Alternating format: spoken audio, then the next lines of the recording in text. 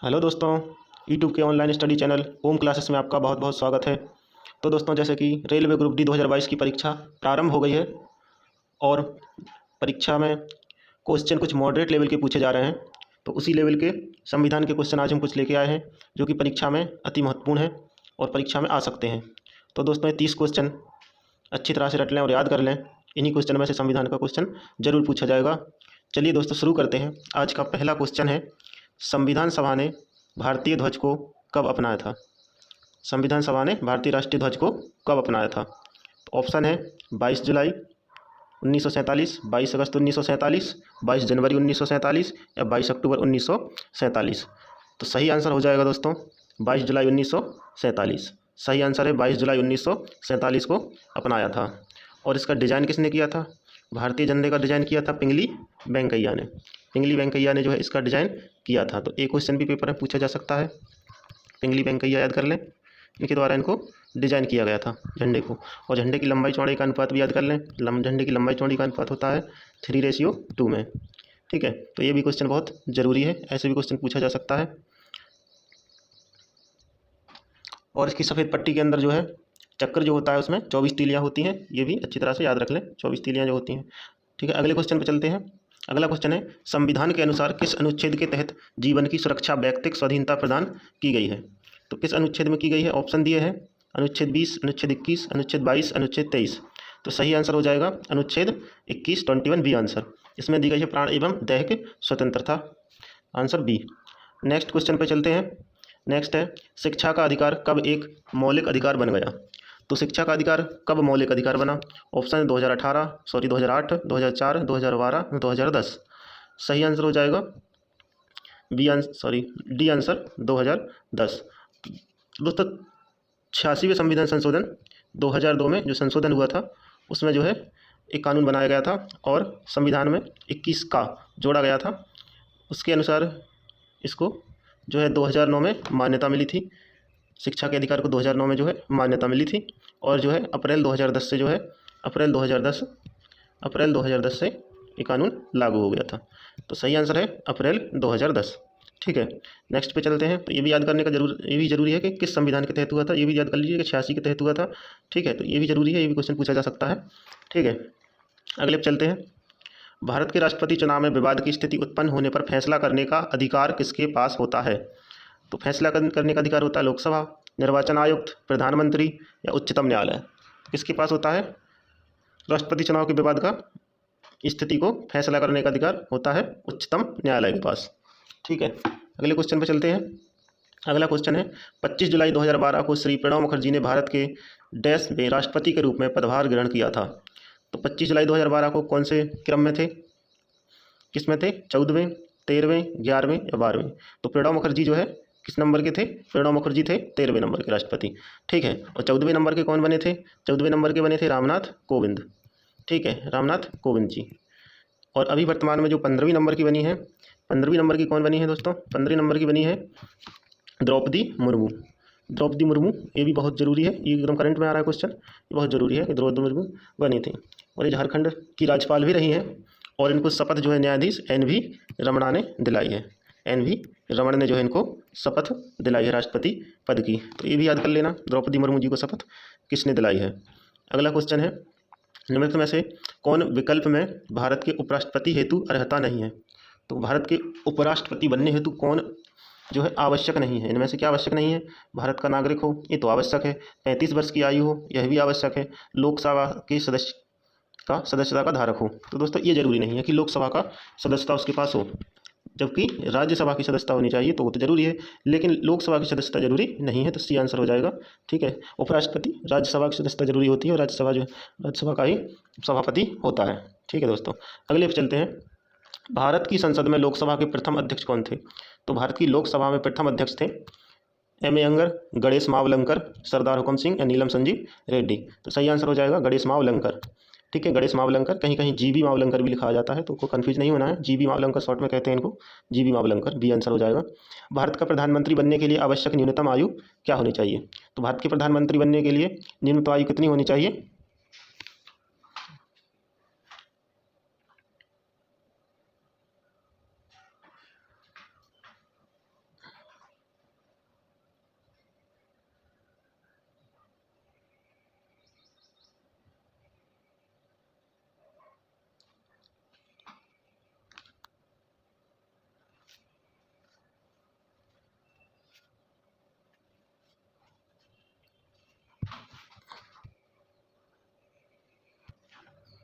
तो प्रधानमंत्री के लिए कितनी होती है दोस्तों, 21 साल, 25 साल, 30 साल या 35 साल।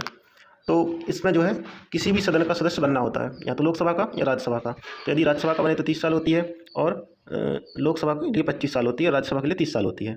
तो किसी भी एक सदन का सदस्य बनना होता है तो पूछा गया कि न्यूनतम क्या होती है, तो न्यूनतम यानी 25 ही हो जाएगी, जिसमें लोकसभा का सदस्य बन करके बना जा सकता है। तो सही आंसर हो जाएगा बी आंसर। ठीक है, बी आंसर हो जाएगा, लोकसभा से यदि सदस्यता लेता है। सही आंसर बी हो जाएगा 25 साल। अगला है, भारत के पहले और गैर कांग्रेसी प्रधानमंत्री कौन थे। तो भारत के पहले गैर कांग्रेसी प्रधानमंत्री थे, कौन थे, मोरारजी देसाई, चंद्रशेखर, चरण सिंह या बीपी सिंह, कौन थे। सही आंसर हो जाएगा बी आंसर, मोरारजी देसाई। अगले क्वेश्चन पे चलते हैं, दिल्ली में संसद भवन का निर्माण किस अवधि के दौरान हुआ था। तो दिल्ली में संसद भवन का निर्माण हुआ था, किस अवधि के दौरान हुआ था ये बताना है। 1895 से 1900, 1901 से 1909, 1921 से 27, 1931 से 35। तो सही आंसर हो जाएगा सी आंसर, 1931 से 35 के बीच हुआ था। ठीक है, और इसकी आधारशिला रखी थी ड्यूक ऑफ कनाड ने। ठीक है, ड्यूक ऑफ कनाड द्वारा संसद भवन की आधारशिला रखी गई थी 12 फरवरी 1921 को। ठीक है, 12 फरवरी 1921 को इसकी आधारशिला रखी गई थी, और 1927 तक जो है इसका निर्माण हो गया था, और 18 फरवरी को जो है इसका उद्घाटन, 1927 18 फरवरी को उद्घाटन समारोह किया गया था। ठीक है, और इसके डिजाइनकर्ता भी याद कर लें दोस्तों। डिजाइनकर्ता कौन थे, एडवर्ड लुटियंस और हर्बर्ट व्रेकर। ये दो लोग जो हैं, एडवर्ड लुटियंस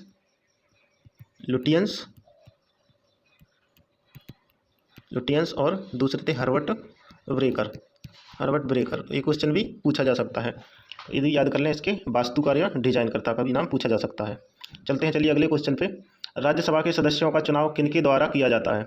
राज्यसभा के सदस्यों का चुनाव किया जाता है, किनके द्वारा किया जाता है, राज्यों की विधानसभा के सदस्यों द्वारा, लोकसभा के सदस्यों द्वारा, भारत की जनता द्वारा, विधान परिषद के सदस्यों द्वारा।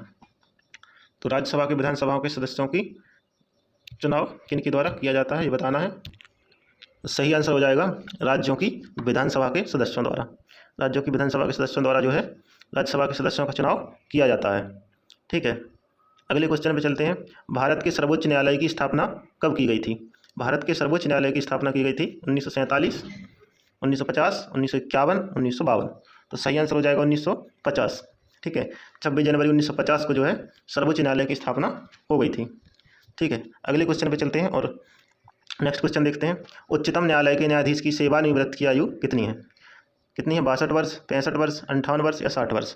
तो सही आंसर हो जाएगा उच्चतम न्यायालय के लिए कितनी होती है, 65 वर्ष। ठीक है, इसकी सेवानिवृत्त की आयु होती है 65 वर्ष, और यदि उच्च न्यायालय की पूछी जाए तो होती है 62 वर्ष।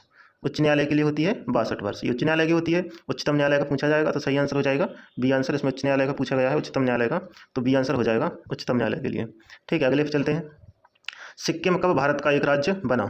तो सिक्किम कब भारत का राज्य बना, 1975, 1973, 1972 और 1950। ठीक है, कब बना, तो सही आंसर हो जाएगा 1975। ठीक है दोस्तों, इसकी बहुत ही एक आसान सी ट्रिक है जिससे सभी को याद किया जा सकता है। ठीक है, चलिए दोस्तों आपको ट्रिक बता देते हैं इसकी ट्रिक याद करने की। गुनाह ही मंत्र में समा गया, इससे जो है आप याद कर सकते हैं सभी राज्यों की स्थापना। तो गा से हो जाएगा गुजरात, और गुजरात की कब हुई थी, 1960 में। 1960 में जो गुजरात की हुई। ना से नागालैंड, इसकी हुई 1963 में। हा मतलब हरियाणा, इसकी हुई 1966 में। माँ से हो जाएगा, अच्छा एक मिनट, ये वाला हा छूट गया है, इसकी हो जाएगी हरियाणा की कब है, हरियाणा, ये हरियाणा है, हा से हरियाणा, ये 1966 में, ये 63 है। और ये है हिमाचल प्रदेश, ये है 1971 में। और ये है माँ से मणिपुर, इसकी हुई 1972 में। और त्रा से है त्रिपुरा की भी 1972 में हुई है। उसके बाद आता है मेघालय भी 1972 में ही हुआ है। उसके बाद आता है सिक्किम, जो कि क्वेश्चन में पूछा गया था, 1975 में इसका निर्माण हुआ है।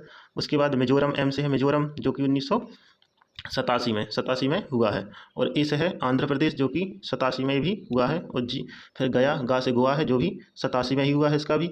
ठीक है, तो इस प्रकार से है, इनको याद कर लीजिए। गुनाह ही मंत्र में समा गया, गा से गुजरात 1960, नागालैंड 1963, हरियाणा 1966, हिमाचल प्रदेश 1971, और ये है मणिपुर 1972 और त्रिपुरा 72, मेघालय 72, सिक्किम 1975 और उसके बाद आता है मिजोरम 1987, आंध्र प्रदेश 1987 और गोवा 1987। तो इसकी याद करने की सही ट्रिक है, इसका तो सही आंसर बी आंसर है। ठीक है, बी आंसर है, सॉरी ए आंसर है 1975 सिक्किम का, जो भी बताया गया है सिक्किम 1975 इसमें है। ठीक है, अगले क्वेश्चन पे चलते हैं। भारतीय संविधान के किस अनुच्छेद में वित्तीय आपातकाल से संबंधित प्रावधान वर्णित है? भारतीय संविधान के किस अनुच्छेद में वित्तीय आपातकाल वर्णित है? तो अनुच्छेद 148, इसमें तो नियंत्रक महालेखा परीक्षक है। 143, इसमें जो है राष्ट्रपति को उच्चतम न्यायालय से परामर्श लेने का प्रावधान है। और अनुच्छेद 360, यही जो है आपातकाल से संबंधित है। ठीक है, तो सही आंसर हो जाएगा सी आंसर। और अनुच्छेद 72 में क्या है? ये तो राष्ट्रपति द्वारा क्षमादान की शक्ति है। ठीक है, सही आंसर हो जाएगा सी आंसर, अनुच्छेद 360। अगले पे चलते हैं। भारतीय संविधान की किस अनुसूची में राज्यों और संघ राज्य क्षेत्रों की सूची दी गई है? तो संघ राज्यों की सूची दी गई है पहली में, दूसरी में, चौथी में या छठी में? तो किस में दी गई है? पहली अनुसूची में। ठीक है, और दूसरे में दिए गए हैं वेतन एवं भत्ते, दूसरे में वेतन और भत्ते दिए गए हैं। और चौथी अनुसूची में है राज्यों और केंद्र शासित प्रदेशों के लिए राज्यसभा में सीटों का आवंटन, ये है चौथे में। और छठी अनुसूची में क्या है दोस्तों? छठी अनुसूची में है असम, त्रिपुरा, मेघालय ईटीसी जो राज्य हैं उनके बारे में प्रावधान दिए गए हैं छठवें में। ठीक है, अगले क्वेश्चन पे चलते हैं। नेशनल ग्रीन ट्रिब्यूनल क्या है? तो नेशनल ग्रीन ट्रिब्यूनल क्या है? फास्ट ट्रैक कोर्ट है, नॉन गजेटेड संगठन है, केंद्र सरकार का विभाग है, निजी कंपनी है? तो ये क्या है? एक फास्ट ट्रैक क्या है? कोर्ट है ये। और ये काज से संबंधित है दोस्तों? ये संबंधित है पर्यावरण से संबंधित है, किसी भी कानूनी अधिकार के लिए जो है परिवर्तन करने के लिए संबंधित है, कार्य संबंधित है पर्यावरण से, एक फास्ट ट्रैक कोर्ट है। ठीक है, ग्रीन ट्रिब्यूनल। अगले पे चलते हैं। आम आदमी पार्टी का गठन किस वर्ष किया गया था? तो आम आदमी पार्टी का गठन किया गया था 2010, 2011, 2012, 2013। कब किया गया था? सही आंसर हो जाएगा 2012। अन्ना हजारे और अरविंद केजरीवाल जी के द्वारा जो है आम आदमी पार्टी का गठन किया गया था 2012 में। अगले पे चलते हैं। निम्न में से कौन सा संशोधन अधिनियम मिनी संविधान माना जाता है? तो मिनी संविधान किसे माना जाता है? 7वां संविधान संशोधन, 24वां, 42वां या 44वां? तो दोस्तों मिनी संविधान संशोधन माना जाता है संशोधन 42वां संशोधन 1976 को कहा जाता है मिनी संविधान। अगले पे चलते हैं। कौन सा भाग नागरिकता के प्रावधानों से संबंधित है? दूसरा, तीसरा, चौथा या पाँचवां? तो कौन सा है? सही आंसर बी आंसर है दूसरा। 5 से 11 जो है, अनुच्छेद 5 से लेकर 11 तक जो है नागरिकता से संबंधित है, जो कि भाग 2 में आते हैं। ठीक है, और तीसरे में क्या है? अधिकार है, तीसरे में है मूल अधिकार है, चौथे में क्या है? नीति निर्देशक सिद्धांत है, और पाँचवें में क्या है? पाँचवें में कार्यपालिका है। ठीक है, पाँचवें में है कार्यपालिका, इसमें है मूल अधिकार। ठीक है, और इसमें क्या है? चौथे में क्या बताया था? नीति निर्देशक सिद्धांत, और इसमें क्या है? इसमें है कार्यपालिका। तो ये सभी इंपॉर्टेंट हैं। चलते हैं अगले क्वेश्चन पे। विश्व में सबसे बड़ा संविधान किस देश का है? भारत का, अमेरिका, ब्रिटेन या फ्रांस? तो दोस्तों सबसे बड़ा है हमारे भारत का संविधान। ठीक है, और अमेरिका का सबसे छोटा पूछे तो अमेरिका का है, जिसमें केवल 7 ही अनुच्छेद हैं। ठीक है, तो सही आंसर हो जाएगा ए आंसर, भारत। अगले पे चलते हैं। संघीय सूची में कितनी मदें हैं? तो दोस्तों 3 जो सूची हैं, राज्य सूची, संघ सूची और समवर्ती सूची। संघ सूची में पूछा गया है कितने विषय हैं? 97 विषय हैं। ठीक है, मूल रूप से 97 विषय हैं। ठीक है, अगले पे चलते हैं। स्वतंत्रता का अधिकार भारतीय संविधान के किन अनुच्छेदों में वर्णित है? स्वतंत्रता का अधिकार भारतीय संविधान के किन अनुच्छेदों में वर्णित है? तो स्वतंत्रता का अधिकार है अनुच्छेद 19 से 22 में। ठीक है, 19 से 22 में जो है स्वतंत्रता का अधिकार जो है वर्णित है। ठीक है, चलते हैं अगले क्वेश्चन पे। ठीक है, उच्चतम न्यायालय द्वारा कितने प्रकार की रिटें जारी की जाती हैं? 2 प्रकार की, 3 प्रकार की, 5 प्रकार की या 6 प्रकार की? तो दोस्तों उच्चतम न्यायालय द्वारा जो है 5 प्रकार की रिटें जारी की जाती हैं। अगले पे चलते हैं। किस संविधान संशोधन अधिनियम द्वारा संपत्ति का अधिकार मूल अधिकार नहीं रहा? ठीक है, तो किस संविधान संशोधन के तहत? 44वां संविधान संशोधन, 42वां, 43वां, 45वां? तो सही आंसर है दोस्तों 44वां संविधान संशोधन के द्वारा जो है संपत्ति के अधिकार को हटा करके जो है 300 का में जो है रख दिया गया है। ठीक है, 1978 के द्वारा 44 संशोधन के द्वारा। अगले क्वेश्चन पे चलते हैं। मूल अधिकार भारतीय संविधान के किस भाग में स्थापित है? तो अभी बताया गया था मूल अधिकार कौन से में है? भाग 3 में जो है मूल अधिकार है। ठीक है, चौथे में नीति निर्देश सिद्धांत है, 5वें में कार्यपालिका है, दूसरे में नागरिकता से संबंधित है। सही आंसर हो जाएगा डी आंसर, भाग 3। संविधान के किस अनुच्छेद में कहा गया है कि अध्यक्ष के पास निर्णायक मत होगा, जिसका प्रयोग मतों की संख्या बराबर होने की स्थिति में किया जाएगा? तो इसमें क्या होता है? जब किसी संदर्भ में हुई मतदान में सत्ता और विपक्ष में बराबर वोट पड़ जाते हैं तो कहता है टाई की स्थिति बन जाती है। तो ऐसी स्थिति में एक संविधान 100 में जो है दिया गया है कि ऐसी स्थिति में लोकसभा अध्यक्ष जो है अपना मत देकर के निर्णायक मत दे सकता है ठीक है। तो अनुच्छेद 100 में दिया गया है टाई होने की स्थिति जो होती है उसमें लोकसभा अध्यक्ष जो है वोट करता है, जिसको कहा जाता है कास्टिंग वोट कहा जाता है, जिसको कास्टिंग वोट। ठीक है, और कास्टिंग वोट कौन करता है? लोकसभा अध्यक्ष। सही आंसर हो जाएगा अनुच्छेद 100। अगले पे चलते हैं। भारतीय राज्य की प्रथम महिला प्रधानमंत्री थी। भारतीय राज्य की प्रथम महिला प्रधानमंत्री, तो भारतीय राज्य की प्रथम प्रधान मुख्यमंत्री कौन थी? नंदिनी सतपथी, मायावती, सुषमा स्वराज, सुचेता कृपलानी। तो प्रथम महिला मुख्यमंत्री जो है सुचेता कृपलानी थी, जो कि उत्तर प्रदेश की थी, सुचेता कृपलानी। ठीक है, अगले पे चलते हैं। भारत के मुख्य निर्वाचन आयुक्त को उनके पद से कौन हटा सकता है? तो भारत के मुख्य निर्वाचन आयुक्त को उनके पद से कौन हटा सकता है? संसद के दोनों सदन या केंद्रीय मंत्रिपरिषद, भारत के राष्ट्रपति या भारत के मुख्य न्यायाधीश। तो कौन हटा सकता है? संसद के दोनों सदन जो है निर्वाचन आयुक्त को हटा सकते हैं। और किसके द्वारा हटा सकते हैं? साबित कदाचार के आधार पर या फिर असमर्थता के आधार पर जो है इनको हटाया जा सकता है। ठीक है, मुख्य निर्वाचन आयुक्त को, जिससे मुख्य न्यायाधीश को जिस प्रक्रिया के द्वारा हटाया जाता है उसी प्रक्रिया के द्वारा इनको हटाया जा सकता है संसद के दोनों सदनों द्वारा। ठीक है, चलते हैं अगले क्वेश्चन पे। अगला क्वेश्चन है, आखिरी क्वेश्चन है, निम्नलिखित में से सीईसी का अर्थ क्या है? तो सीईसी का अर्थ क्या है? Chief election controller, chief election commissioner, chief election commissioner या कॉमन इलेक्शन कोड। तो सही आंसर हो जाएगा चीफ इलेक्शन कमिश्नर। ठीक है, कमिश्नर जो है सही आंसर हो जाएगा।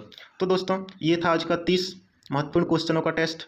तो कितने क्वेश्चन आपके सही निकले कमेंट बॉक्स में ज़रूर बताएं, और चैनल को सब्सक्राइब जरूर कर लें ताकि आने वाली वीडियो का नोटिफिकेशन मिल सके। ठीक है दोस्तों, जय हिंद। आज के लिए इतना ही, मिलते हैं नेक्स्ट वीडियो में, तब तक के लिए नमस्कार।